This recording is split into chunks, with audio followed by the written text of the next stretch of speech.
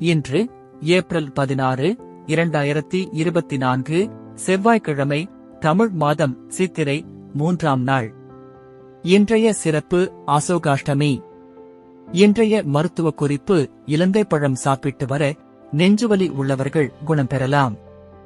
இன்றைய நல்ல நேரம் காலை 7:30 மணியில் இருந்து 8:30 மணி வரை, மாலை 5:15 இருந்து 6 மணி வரை. கவுரி நல்ல நேரம் காலை 10:30 மணியில் இருந்து 11:30 மணி வரை, மாலை 7:30 மணியில் இருந்து 8:30 மணி வரை. ராகு காலம் மதியம் 3 மணியில் இருந்து 4:30 மணி வரை. யமகண்டம் காலை 9 மணியில் இருந்து 10:30 மணி வரை.